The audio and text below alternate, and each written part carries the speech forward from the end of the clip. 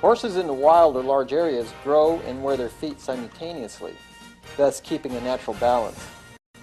Most of our domestic horses don't have that capability. Horses that are in work are usually shod and are under greater balance demands because of the activity they are doing in the presence of a rider. Shod horses can't wear their feet as they grow out. That is why it is critical that the farrier shape and apply a shoe that maximizes function but keeps the distortion of the foot to a minimal during a 6-week shoeing period. I'm the resident farrier at Alamo Pintado Equine Medical Center in Los Olivos, California, and I developed Balanced Breakover Management, which is a patented shoeing system that analyzes a horse's foot and scores it. And today this is Balanced Breakover Management Foot of the Month. Every month we'll take an equine foot, it could be simple or complex, and we'll evaluate it and we'll shoe it and we'll show you how an optimum balance system works.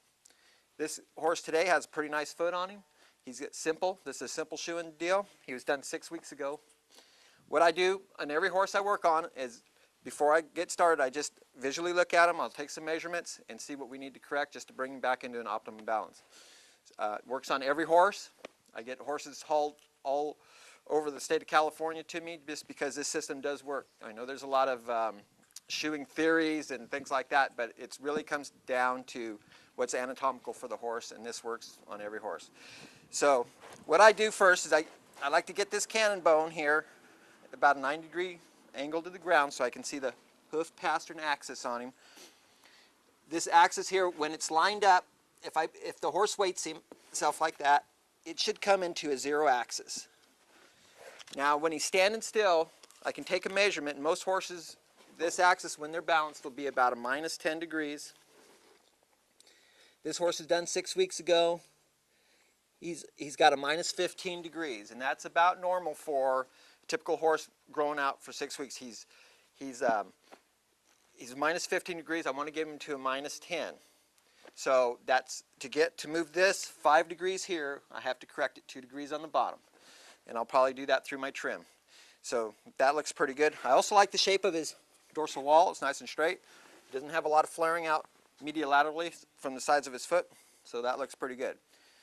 So we'll evaluate his breakover and see how he's looking there. What I do is I'll find the center of the foot, center of rotation.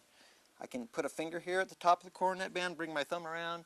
I don't even have to look at it. I can just feel through there and find where that center of rotation is. That's the center of the coffin joint. Another thing you can do is you can come up here on the central sulcus of the frog, and right at the tip of that, where that sulcus is, you can take and mark that spot right there. And that'll be about where the center is. Now if I come back here to where the frog sulcus ends here at the back of the foot, where it goes into the heel bulb, I take that, I make a line right there. That measurement there, when I take that measurement, it'll correspond to where the tip of P3 is in there, and that is the point of rotation. Center of rotation, point of rotation. The flexor tendon's tied to the bone. So I've got this ruler I developed. It's very simple. It's got a center hole I place right over that. I come back and I'll read that measurement. It's clear, 60 millimeters. I come up here, there's 60. Here's where the tip of the coffin bone is, point of rotation. Now the foot is grown out. The breakover on this shoe is right about in here. I can see that. I can put it down like this and then see where the radius starts. And it just starts right here. This is a flat shoe, but it's got a little rolled end on it. And that's fine for this horse. He's working pretty good. So it's out there about 75 millimeters. Horse grows 2.5 millimeters a week on average. So they drift forward 2.5 millimeters a week. 6 weeks, 15 millimeters. 75 minus 60 is 15. So he's balanced for 6 weeks. So I'll go ahead. He's got another thing we look at, I like to palpate the foot. He's got a nice sole on him. He's got good growth. The heels, from this center spot out here, that's another thing I would evaluate. They're about 20 millimeters difference between this and the tip here. It's not bad. He's got good caudal support. So anyway, I'll go ahead. I'll balance this foot out and we'll see what it looks like. Okay, I've got my foot trimmed. I measure the hoof pastern axis. I like that foot. It's about like that.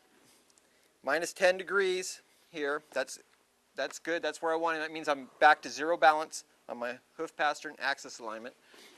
I'll look at the bottom of the foot here. I'll show you guys how that works. There's that center spot. I put the ruler over that. Again, 60 millimeters to where the central sulcus goes to the heel bulb.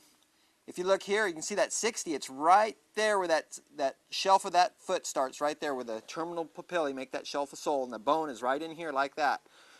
That's where I start my breakover. I've got a radius right there. So I didn't do a lot. I didn't take a lot of sole out. I just basically trimmed from center rotation, took that 2 degrees off that I needed to get my hoof pasture and axis alignment back in gear. And I didn't take a lot of heel off. So that's good. Another thing I do is I like to use a T. I put it on there like that. I like to line it up with the tendon back there, the center part of the cannon bone, and make sure my medial lateral balance is in line. It is. A lot of horses like to get long on the outside of their foot.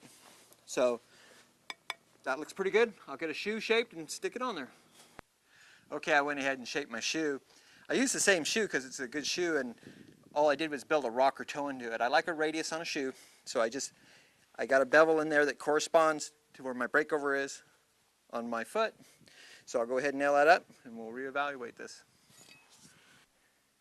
All right, I got the shoe nailed on here. You can see I got a nice dorsal line, got plenty of heel support. My goniometer goes on, minus 10 degrees, perfect. When I load that, it comes into zero alignment, means he's zeroed out. I'll pick it up, look at the bottom of the foot, center of rotation. I'll put my ruler on there. Here's the tip of the coffin bone up here. I got the breakover. When I look back, I put some radius in this shoe, so my radius starts right in here. I'm a little bit back behind that, which is good. It just gives me a little bit, reduces the leverage through the shoeing cycle, and that's what it's all about. It's about what's keeping these horses sound, is reducing the leverage, minimizing that. Here's 60. You can see where my heels are. They're just right there about where that sulcus ends on the frog, just a hair about. So he's got good caudal support. You can see how center rotation, how this shoe, where the breakover is in the back of the heels of the shoe, frame that in equal proportions. And that's about all there is to that. So this is balanced breakover management. That's our foot of the month. Remember, it's been 6 weeks. Do you know where your horse's feet are at?